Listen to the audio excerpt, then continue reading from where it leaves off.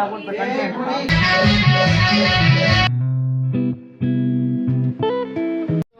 Guys, welcome to my new blog. तो guys आज का ब्लॉग स्टार्ट कर रहे हैं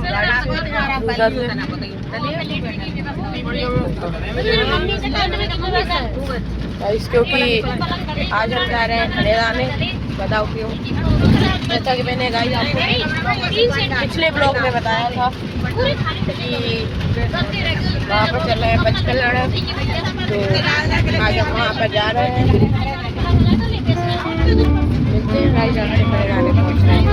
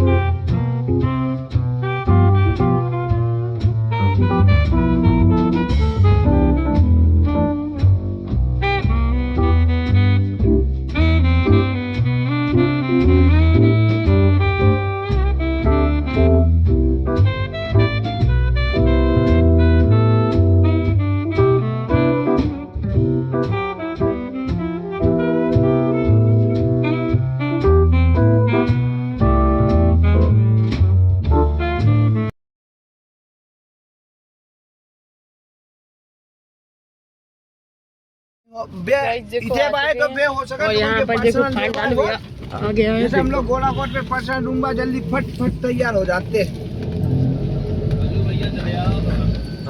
चले आजा चिन्नू। तो गाइस चलो आ गए हैं। बस पूजी जान पर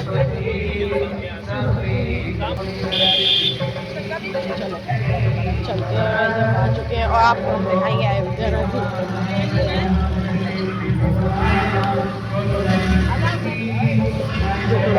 अयोध्या नगरी। अयोध्या नगरी है गाइस ये।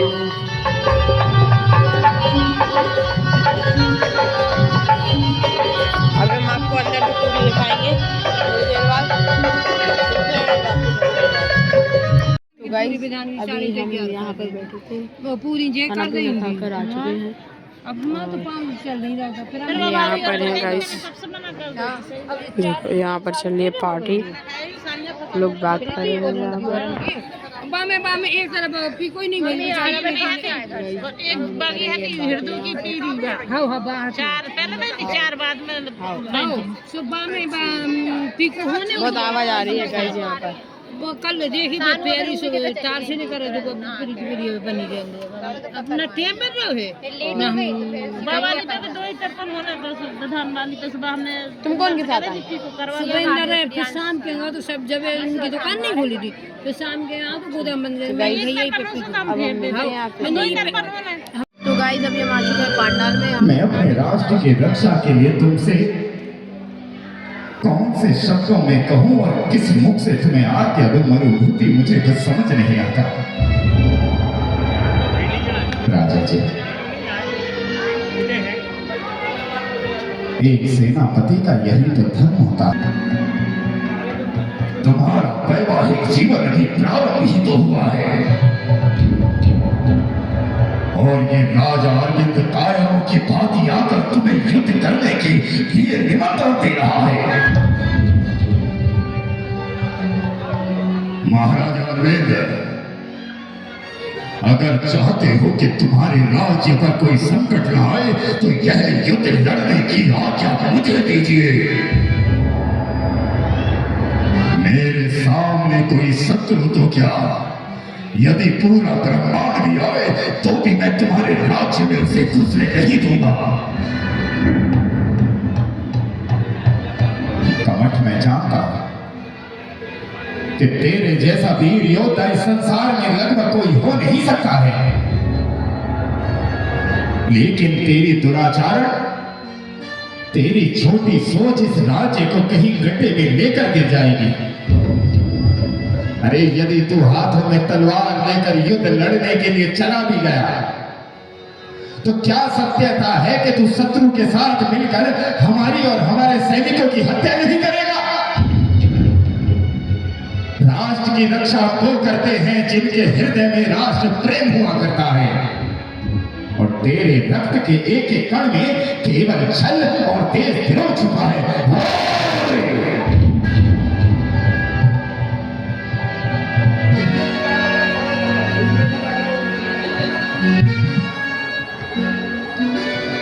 राजा अरविंद, अपने शब्दों को सोचकर बोलो। ऐसे ही तुमने पिता श्री का सिंहासन देने से मुझे बनाकर मेरा राष्ट्र शासन इसे दे दिया गया। मैं घर में सबसे बड़ा था, मैं सेनापति बनने योग्य था, लेकिन मेरा पद छीनकर इस मरुभूति को दिया गया। जन्म से लेकर आज तक उपहास और प्रतिकार ही सहन करता आया है ये कमठ, और तुम कहते हो कि हम राष्ट्र की रक्षा करना नहीं जानते।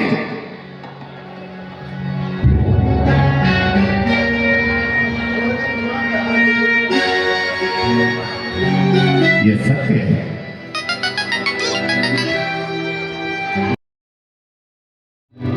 एक बार फिर मेरा अपमान हुआ है।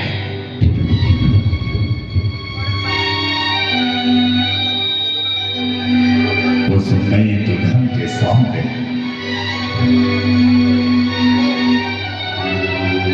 मरुभूति के सामने राजा अरविंद ने मेरा अपमान किया है।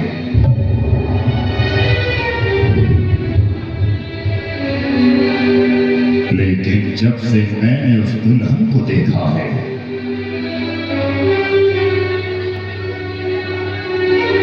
तब से मेरी आंखों की नींद कहां चली गई।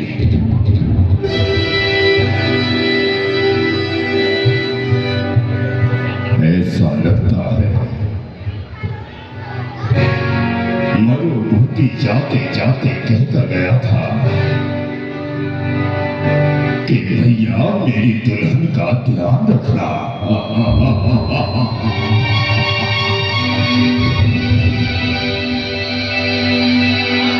मरुभूति इस युद्ध में मारा जाएगा। मरुभूति अगर मर गया तो उस दुल्हन का क्या होगा?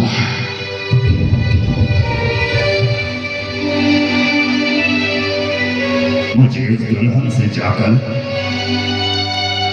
मुझे नींद क्यों नहीं आती है पूछना ही होगा।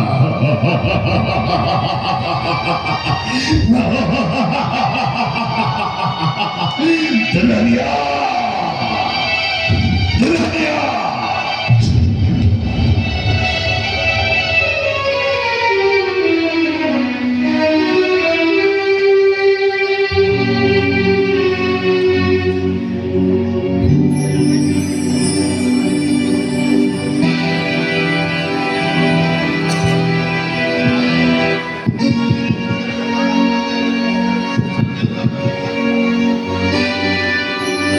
इतनी रात में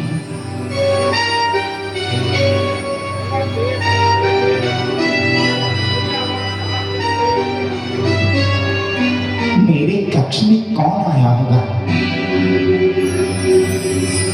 मैं जाकर देखती हूँ।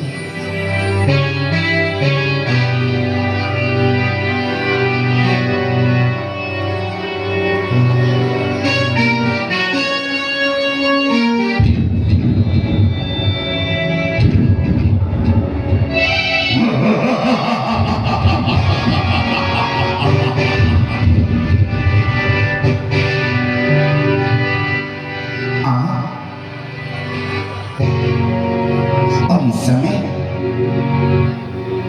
इस समय आपको मेरे राजमहल में नहीं आना चाहिए।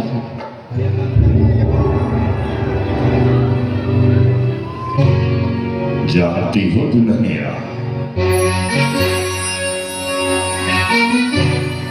जब से तुम्हें राजमहल में देखा है,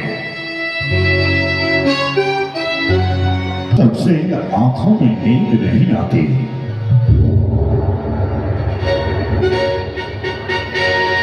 दुल्हनिया,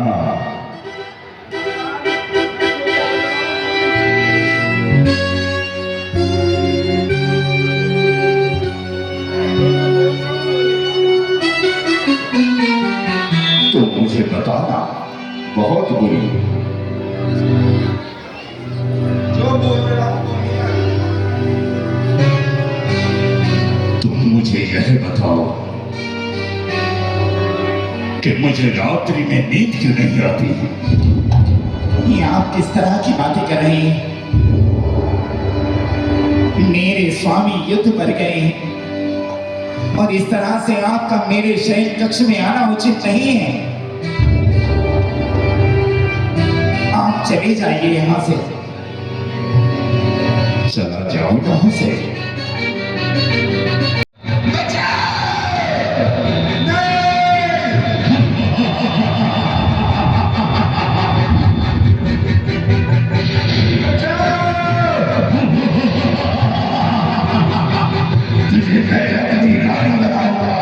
कुछ समझ नहीं आ रहा क्या चल रहा है।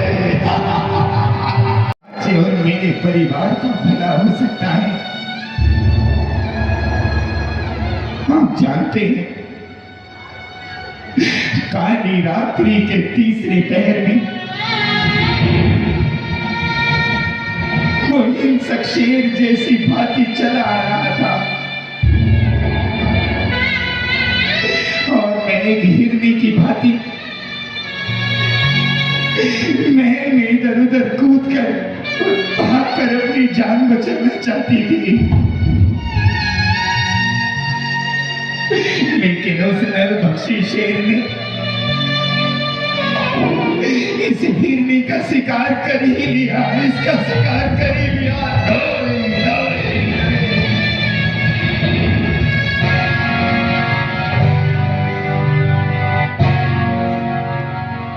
मैं जानता था उस दुराचारी को। एक देश की रक्षा करने वाले सेनापति की पत्नी के साथ ऐसा व्यवहार किया उस नीच ने।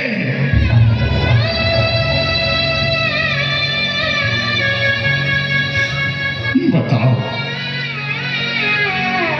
कौन सा दंड दें उसे?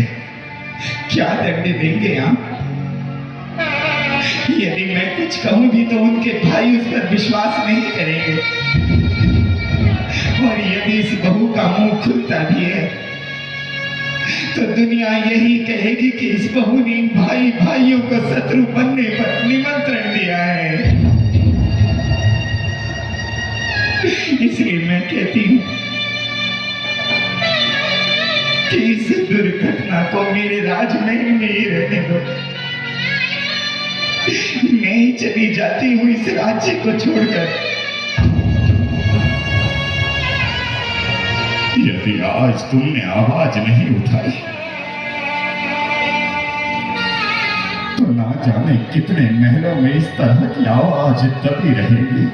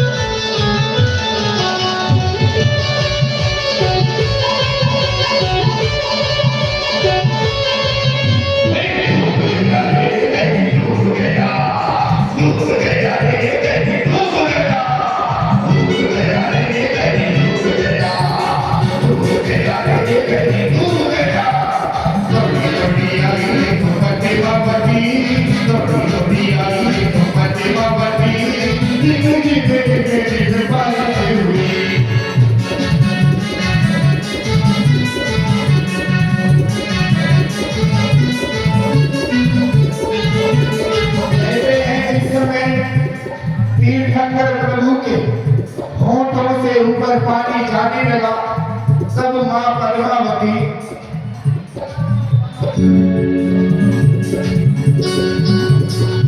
प्रभु के नीचे थे और 4 उंगली ऊपर जाकर तीर्थंकर प्रभु को उठाया और धर्मेंद्र ने पीछे जाकर उन्हें वर्षा से बचाते हुए सहस्र फल बनाए।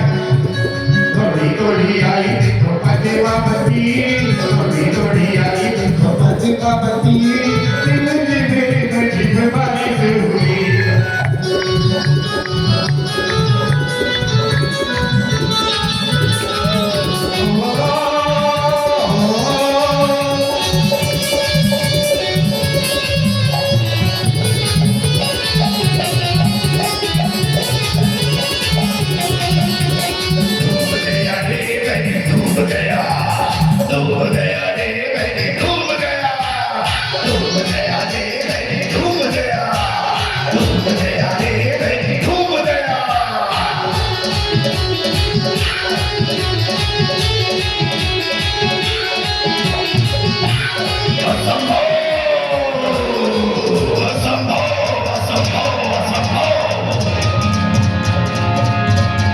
प्रोग्राम तो हो चुका है और मतलब अभी तो और होगा प्रोग्राम।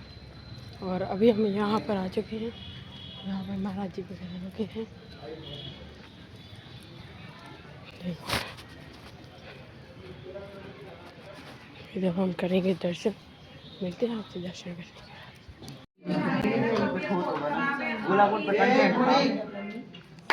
हम करेंगे दर्शन, मिलते हैं आपसे दर्शन के बाद। तो गाइस अभी हम दर्शन करके आ चुके हैं और हमने कपड़े भी चेंज कर लिए हैं। और यहाँ पर देखो अयोध्या नगरी, चलते हैं अंदर। ये है गाइस बेसिकली अयोध्या नगरी एक नगरी टाइप बनाई गई है। यहाँ पर देखो ये अयोध्या नगरी गाइस, और यहाँ पर संघ का समाधान भी चालू है। और श्री शिवाजी गई उनके बाद में तैयार बनेंगे महायज्ञ परिवार से भाई बहन। देखो भाई संघा समाधान चालू है। हम आपको पूछे संघा समाधान के बाद आरती स्टार्ट हो जाएगी। आरती स्टार्ट हो चुकी है, खत्म भी होने वाली है। देखो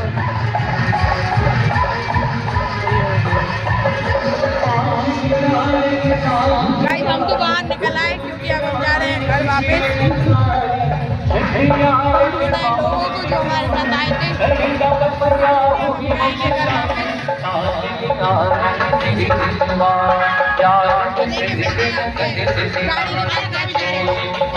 तो गाइस हम गाड़ी में आ चुके हैं। चलो चलो आया भैया, सब लोग बैठ चुके हैं। देखो यार कितने पैदल आए थे। अब हम जा रहे हैं घर, मिलते हैं आपसे घर पहुंचने के बाद। चलेगा। तो गाइस हम घर आ चुके हैं और अभी हम करेंगे कपड़े चेंज।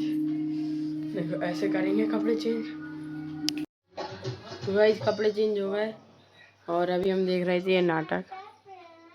देखो ये वो अम्मू आती थी ना हमारे घर, वो देखो टीवी में आ रही है।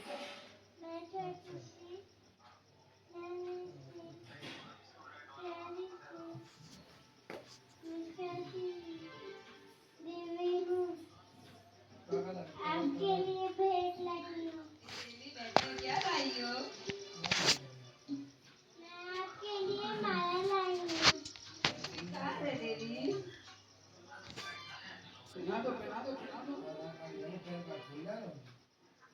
ये देवी ध्यान से सुनो, आज के बाद तुम मम्मी के साथ नहीं घूमना, ठीक है? कहाँ घूमोगी? तो गाइस अब हम देखेंगे नाटक ये वाला और फिर करेंगे एडिटिंग करने के बाद हम सो जाएंगे। बहुत नींद आ रही है ना, तो इतना है। बस आज के लिए इतना ही, मिलते हैं आपसे नेक्स्ट व्लॉग में। व्लॉग पसंद आया तो लाइक कर देना, शेयर कर देना, सब्सक्राइब कर देना। Thanks for watching guys, bye bye.